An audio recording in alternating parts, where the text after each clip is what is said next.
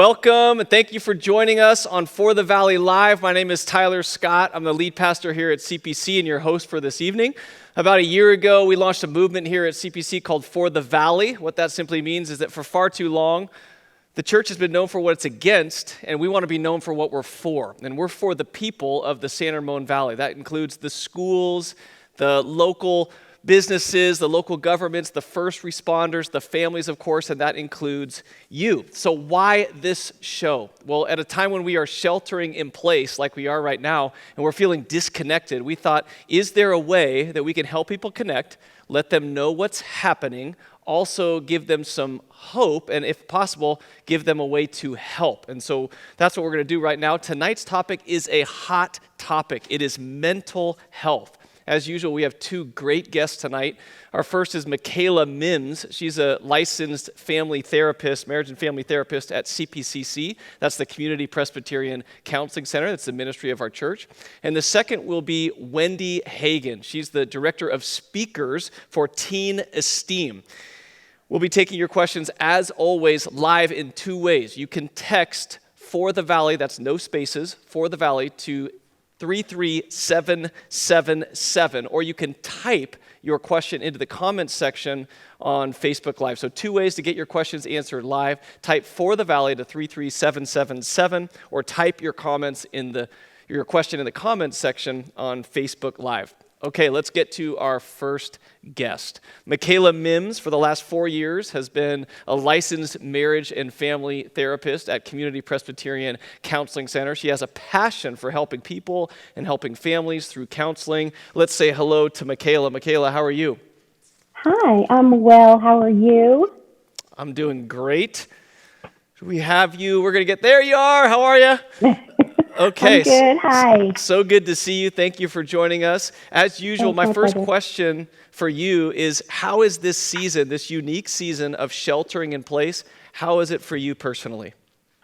Well, for us, we're actually going good. I'm just grateful to be able to be helpful to other people. So we're doing great. You know, a little cabin fever like the rest of humanity, but overall we're wonderful. Okay, that's great. In your role as a therapist, what concerns are people coming to you with right now? And have you seen an increase as of late in certain areas? Absolutely. So a lot of what my clients are talking about now is just an increase in anxiety, and it's really more about not knowing when we're going to be able to come off of sheltering in place. And so that's a whole lot of what I'm seeing. There's that, and there's, wearing lots of different hats at home. Can I just dive into a follow-up question right there? Could you provide a couple of ways that we could handle or manage our anxiety for myself and for our listeners here? Sure. So a couple of ways you can do that is by making sure that you're reading your news instead of watching your news. Okay. Because that way you can decide when to turn it off. The news cycle loops, and so yes. It's better to read than to watch. Okay. The other thing would be just focusing on basic daily lives, activities.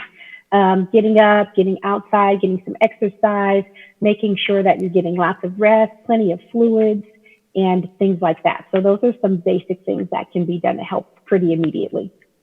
Okay, that slide is full of information. If we have time, and I hope we do, I'm going to come back to that because I want to ask you a couple more about that slide. Sure. Let's talk about this idea of anxiety, which you mentioned. We've seen an increase of that. Here is a question from the audience. We've been culling questions from the audience over the last couple of days, so you can always send in your questions on Monday or Tuesday or Wednesday leading up to this show as well. What are some signs, this is a question, what are some signs my kid is depressed or struggling with anxiety?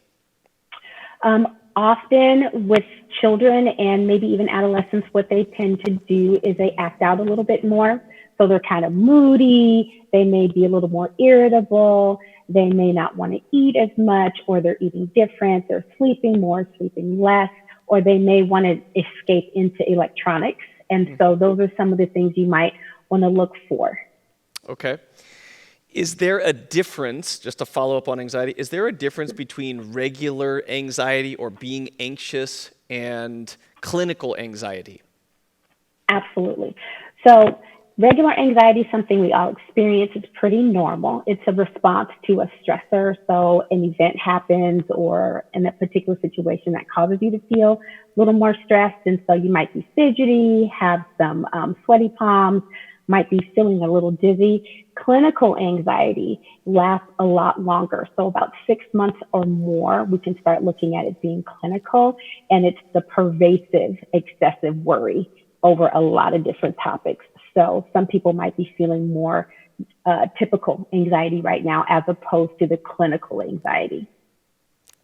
Thank you so much for that delineation right there. What are the types of a service that Community Presbyterian Counseling Center is offering right now? Oh, absolutely. So we're open, we're working, we're considered essential. So we have amazing clinicians there. We're working via telehealth. So if you can Skype or FaceTime, you can do telehealth. Some of us are still seeing clients on a limited basis in the office. So if you want that person-to-person feel, you can come in. The counseling center is really working hard to make sure that we're keeping it affordable and cost-effective right now. So we have some sliding fee scales and things like that to help people out if it could be a potential, additional stressor. So we don't want you stressed out about money. We want you to be taken care of. That's great. Thank you for that. I have a question. Can we just switch topics a little bit? I have a question about parenting. Many of us right now are feeling guilty as parents. We're juggling work. We're trying to be a good parent. We're trying to help our kids with schooling. Many of us, we're trying to keep them off too much electronics. What would you say to parents who are feeling guilt about whether or not we're doing a good job during this time? Well, I tell them that you're normal. You're right where you should be. You're wearing every single hat you wear separately outside of the house. You're wearing all of those hats right now inside of the house. And so giving yourself a little bit of breathing room and allowing yourself to be flawed, like we're all flawed, right? None of us are perfect. So just allowing your kids to be around you when you can, setting up a schedule is key. A schedule is key. If you can keep your kids on a schedule and yourself, then that's going to help alleviate some of that extra stress that you're feeling. That's great. Thank you for those. Those are actionable. That's why I really appreciate that. It might be my season of life too as a parent, I must say. So thank you for that. You're welcome. Here's a question that came in, and it seems like a very real question of someone who is at or near their breaking point. And so I'm just going to quote them. It says, "I'm done with this. I'm not sure what to do. Help." What would you say to that person? I would say to that person, first of all, they're not alone. I totally understand. In times like this, we need to call on some inner strength, and really you just tie a knot at the end of that rope and you hold on and know that there are other people out there that are in this thing with you. That's really good counsel. How about on the idea of marriage? So marriages are a little bit under more stress than usual right now. We're living together, we're working together, we're eating together, we're sleeping together, we're parenting 24 hours a day, we're homeschooling, we're doing more. What tips, practically speaking, would you give for married couples at this season for shelter in place? Well, for couples, what I'd really encourage them to do is to manage your own anxiety.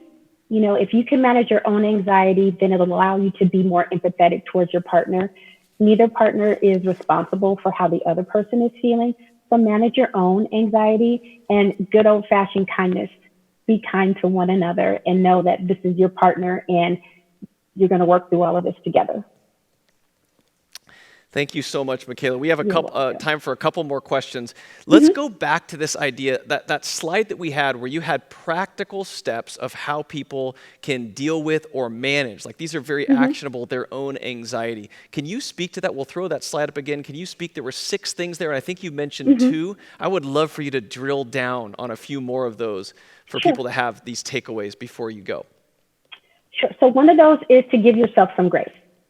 So if you're already a person that experiences anxiety from time to time, what you want to do is just normalize that for yourself and say, you know what, this is a difficult time. So I'm going to take a moment and just breathe through it, find something I can be grateful for during the day, and be kind to myself. The other thing I would tap on really is to minimize social media time.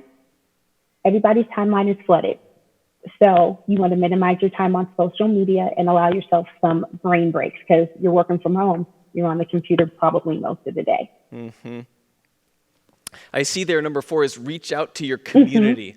How is that an outlet to help release or ease anxiety? I'm a firm believer, Tyler, that we don't do life alone. And so because of that, we need to be reaching out to our resources, our human resources. So family, friends, your faith community. Staying connected always allows us to feel like we're more a part of something, and then that way we don't feel as isolated. Okay, and just a couple more. You said focus on the basics. Can you speak a little bit more to that? Sure. Focusing on the basics, that really simply means your day-to-day living. So getting up, take a shower, right? Brush your teeth, wash your face, get outside, do some exercise, get some rest also. Hugely important. A lot of people are really tired right now, so making sure you're resting, getting some water, eating well. So those are the basics. Mm-hmm. I have noticed, and maybe you've thought the same thing, that even though we're working in some ways more than we have before, it still feels like Groundhog Day. Because it's the same day over and over again. You can't really tell if it's Friday or Saturday or Sunday or Monday, and the days are kind of running together. The last thing on your list, practically speaking, was to maintain boundaries. Can you speak to the importance of boundaries for people during this time? Well, boundaries are the things that protect us emotionally.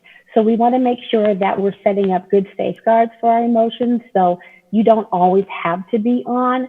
So taking a step back and away is equally as helpful as reaching out to your community. That's great. Okay, Michaela, last question. How could someone, if they had a need or knew someone who had a need, reach out to you directly? And then the second part of that question is, what would you say to someone who would think, I could see the value of counseling and would even be interested, but doesn't think maybe that they could afford counseling right now?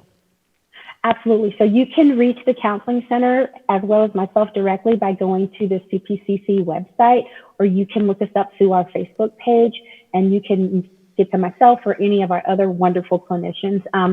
Counseling is not always the most cost effective, but again, right now we have some things in place that are there to assist people right now, especially. So it's something that we've made sure that we're able to reach any and everybody. So don't let that be the reason you don't reach out for help. Michaela, I am so glad that you took the time and so appreciate that you took the time to join us on For the Valley Live tonight. I want to say thank you for what you do for our community. I want you to know that as the lead pastor of CPC, I look at Community Presbyterian Counseling Center as one of the most amazing aspects of our ministry here. So thank you for the ways that you serve the community, and thank you for being with us tonight. God bless you. Thank you. Bless you. All right. Now we're going to transition to our second guest. Her name is Wendy Hagan. Wendy is the director of speakers for Teen Esteem. It's a ministry to parents and teens here in our valley. Wendy and I have a little bit of a history. We went to UCLA together. She was a cheerleader when I was a football player. I put that in quotes because I think Wendy might have played as much on the field as I did as the last receiver off the bench. But we also grew up together here. We knew each other in youth group here at CPC. And so, oh my gosh, we have the picture. That's incredible. Wendy, you're amazing. Where did you find those pictures? Gosh, you're so good. Welcome to the show. So glad to have you, Wendy. Thank you. So good to be here. Okay, same first question for you. How is shelter in place treating you and your family? I would say overall, it's maybe better than could be expected. We have had our days and our moments and our meltdowns and our 15 minutes of arguing and discussing juice rationing and different things. And everyone takes their turns of being up and down. But I'd say overall, there's been a lot more blessing than bummer. I mean, lots of good family time. That's great. Could we talk about your role at Teen Esteem? As the director of speakers, you go around and you speak to groups of parents and teens regularly. What are the type of topics that you cover? Yes, so normally at this time of year, spring is really busy. We are in a lot of high schools and middle schools all up and down the 580, 680 corridor. So we go into high school freshman classes, middle school, 7th grade science classes, and then we do assemblies for elementary school and then the parent ed. So for example, when we go speak to freshmen health classes, we talk to them about the choices they're making, how they are writing the story of their lives, and the choices they make now in the short window of high school can really impact their future. So That covers things like marijuana, vaping, depression, pressures, social media, pornography, healthy relationships, and with the overarching theme that their story matters and that they have value that goes beyond their accomplishments, beyond their GPA and their MVP status, that they have value and that their story matters and that they matter. So that's kind of an overarching overview of what we do. Well, thank you for what you do. We value you as a partner here in the Valley at CPC. I want to go to a specific area that is a big question for parents and teens right now. It's a little bit of a battle zone, especially during shelter in place. And let's talk about screen time. How much screen time is healthy for our kids, for our teens right now? And bear in mind when you answer this question, it's not just social media right now. Now we're doing schooling online coupled with social media. So how much is healthy and how much is healthy right now? That is a great question. It's the $1 million question that not even the American Academy of Pediatrics wants to answer anymore. I mean, they talk about little kids, an hour for toddlers, but they don't even give a number for teens. So I can give you my opinion and what goes into our thought process in our house, but you got to know your kid, you got to know your family. And we're really the guinea pig generation as far as parents raising kids on social media. So we don't really know the full effects of all of this screen time. That being said, the things to take into consideration when you're thinking about screen time is, how is this affecting my relationships, my sleep, and my mental health? And that goes for us and for our kids. And so social media and having that form of entertainment, it's great, but we have to balance it with other things. So in our family, what we're doing right now during our school week is my 11-year-old gets 3 hours of fun screen time, my 13-year-old gets 4, and my 16-year-old son gets 5. That's in addition to what's happening in school. So it's a lot of screen time, but there's about 489 hours in a day now. So, they are still going outside and doing other things, and we're doing puzzles and we're baking and we're doing all the things, but then there's still 18 hours left. So, right. It's a lot of screen, but Common Sense Media did a study in 2018 or 2019, not sure, recently, and they said the average American teenager spends more than 7 hours a day on screen, not counting school. So, wow, that's a high number, and I thank you for, number one, your transparency. Thanks for sharing what you do in your own house. I think that will be highly valuable to our listeners. It's valuable to me, even as I'm sitting here talking to you, and I think just one of the things that stands out to me is I think of some of the gaming that people do right now as a way of interacting with their friends through the game. I'm thinking of Fortnite, of course. Like, if they can't see their friends or connect with their friends like they normally would, it is a way to maintain relationship and connection during this time. So thank you for speaking to that. It's almost like they have so many losses and so much disconnection that it's kind of a gimme. They enjoy it, they're connecting, and it's more than I feel really comfortable with, but it's temporary.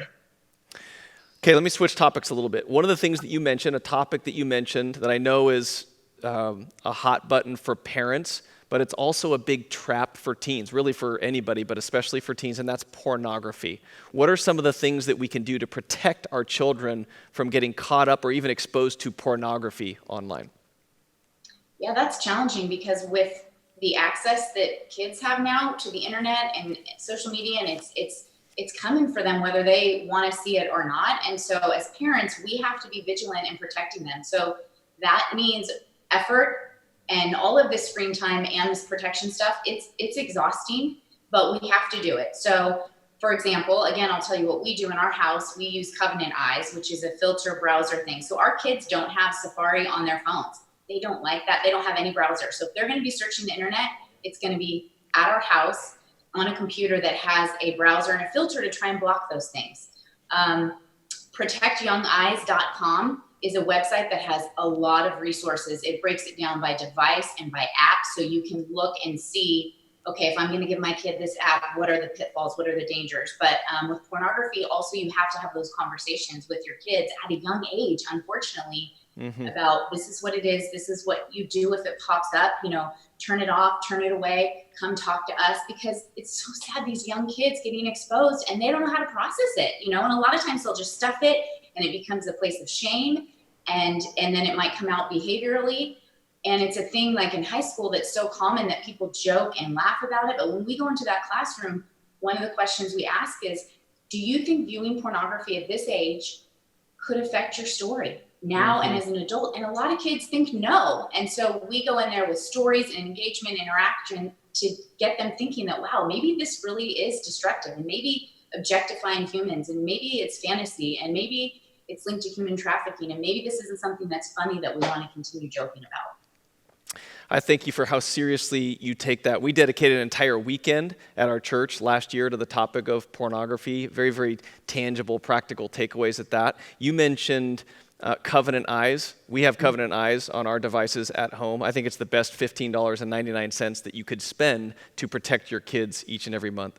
Let me transition to a different topic. I read recently that the number of teens, the percentage of teens that had vaped within the last 30 days was now up to 30%. So it's up a full 10% from even last year. What are some signs, because every parent thinks, no way, there's no way it couldn't be my kid. What are some signs that your kid could be vaping? Yeah, and Tyler, that number, I think probably what you're talking about is from the CDC. When we go into the classroom, we always ask the students, hey, what do you think the percentages of students who vape on this campus or who have at least tried it? 40% is the lowest number they ever say. They're usually all like 80, 90%. Now, that's a perception issue, and I hope it's not that high, but it's high. And so now that we're in shelter in place, I've really been thinking about those kids who are already addicted to vaping. What are they doing at home? How are they getting their fix? So there's some different things you can do, but I think when you're home with the shelter in place, here's one: look for moodiness. Also, spend 2 hours straight with your kid. And if they have to go to the bathroom every hour or 2 hours and they can't sit there, or even when you look away, that's when addicts, they can get their quick hit. I actually was texting with a family friend today, a really good friend of ours. Their son has just gotten out of rehab recently. So I was texting with him, getting some insight, because you can look on the internet and get all the tips, but that's what he said. Spend 2 hours with them. The parents look away, they can do it. And also, bottom line, no kid's going to want to hear this, but look through their stuff. That's really going to be a tell to find. I actually have a Juul here and a Juul pod. These little cartridges, you'll find these in your laundry or in their car somewhere. And it's that privacy thing, but when you suspect your kid is using, you gotta nip that in the bud, because it can really take them down a path that is much worse and that they don't want to go down. And now with it being in their lungs, making them more susceptible for more damage with COVID-19. Right. Let me switch topics with you. What would you say to parents who are trying to help their kids manage academic pressures right now? I realize that it might be eased a little bit in the shelter in place, but the reality is the pressure for grades, or even in a pass, no pass, for where you're stuck with grades, or now you can't bring them up, or you're trying to get into a certain college. What would you say to parents to help their kids ease and relate with academic pressures? Yeah, there's a ton of pressure, especially in this area, and that's what we see. We're in the classrooms. Some kids put it on themselves, but kids feed off their parents. So they are going to go off of the pressure, whether you're really direct about it or not. So for example, how are you responding to what the schools are doing right now? The pass, no pass, the mandatory, the not mandatory. We got to relax a little bit. And I understand it stinks. So especially for kids that have maybe worked really hard to get that 4.0 and now they're really disappointed, let them be disappointed. Absolutely. But walk them through it and don't feed the fuel to the fire of let's get all worked up and we've got to, I understand you've worked really hard and that's a bummer, but that is not the most important thing in life. Who you are is way more important. Let's focus on who they are as a person instead of their GPA. Love that. What would you say to parents who have a child, especially a high school student? I know many people are watching and you have high school students who, let's be honest, they're grieving just like adults are grieving. Adults are not the only people, parents are not the only people who are grieving right now during shelter in place. What about high school students who are grieving the loss of senior prom, junior prom, the chance to, it sounds weird, but the chance to get a really high score on their standardized tests to get into a school, or grieving graduation even, not being able to graduate in a normal season, their sports seasons. What would you say to them? Let them grieve. Let them get it out. Even if you think it's an insignificant thing, let them be sad about it. Validate what they're feeling, because so your right arm's not falling off, but your talent show was canceled, and that was a big deal for you. And so don't dismiss it by saying, well, at least, or try and bring in the positive all the time. Let them feel like, yeah, that really, really stinks. And I'm so sorry that you have to go through that. That never happened to me before. Mm-hmm. We're definitely in unprecedented times and an unprecedented season. And It's so hard for these kids. yeah, showing that, commiserating with them and empathizing with them is very important. Can I ask you And about? look for that grief to come out in different ways too. They're not necessarily going to verbalize, I'm really sad because this happened. They might just have a little meltdown that seems out of the ordinary, and it's because they're missing their friends a lot, even though they can't articulate it necessarily. So that goes back to what Michaela was saying about extra grace. Extra grace required, indeed. Can you talk a little bit about the programs or the resources that you provide or make available to people that maybe some of our listeners could, because this is, you're giving them gold, actionable, tangible, practical things, and so was Michaela. So what are some places where they can go and get more of these resources?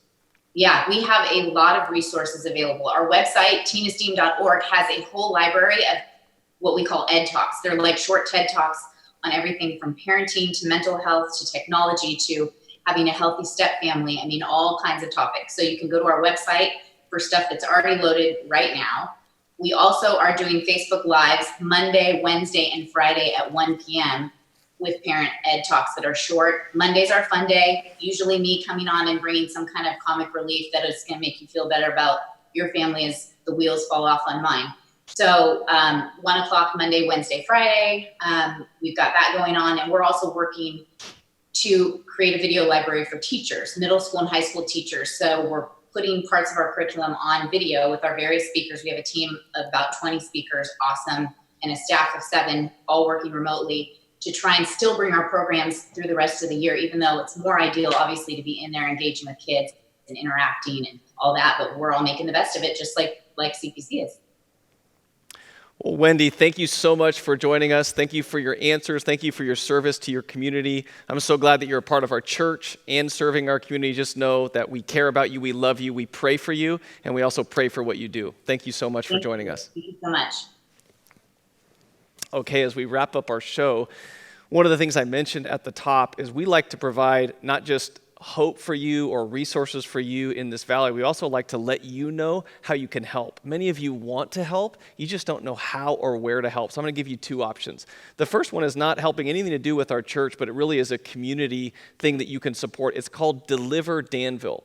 The way that you can support local businesses in our community during this shelter in place is you can follow on your social media feed at Deliver Danville, and I think that's up on a screen for you right now. And what they do is they highlight a local restaurant or retail outlet every single day, and it just keeps it top of mind for you. So maybe you can order dinner from there, or lunch, or takeout, or order something that's a gift for someone that you could pick up and not go in there and shop with people. They all practice social distancing, but just ways to support our local economy. That's one way.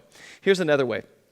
CPC is having a drive over the next 2 Fridays between 2 and 5 p.m. It's a drive for 3 things: canned food, tents, and sleeping bags. Canned food, tents, and sleeping bag. They're to help a couple of our key mission partners who are ministering to people in this time of crisis. Number 1, Shepherd's Gate out in the Livermore area, and then the Monument Crisis Center in Concord. So any of the next 2 Fridays between 2 and 5 p.m., you can pull up right here to our church, and we'll have people socially distanced, spread apart. You can drop off canned foods, tents, and sleeping bags to bless other people. This is a way that you can tangibly, actionably help. We would love to have your partnership and participation on either or both of those 2 things. Lastly, if you have a need or know of a need, you can email us directly here at CPC, and the email address is needs@cpcdanville.org. needs@cpcdanville.org. Some exciting news to share with you as we close. That is, we had, over this last week, over Easter weekend, over 13,000 people view our Easter messages and our Good Friday services. So if you are one of those people, I want to directly invite you back. We're starting a new series called FOMO, Fear of Missing Out, this weekend. Our services are Saturday night at 5, or Sundays at 9 or 10:45 a.m. And of course, you're always invited to join us back here next Wednesday night, right here, 7 to 7:30, as we continue in our For the Valley Live TV show. God bless you, and hope to see you soon.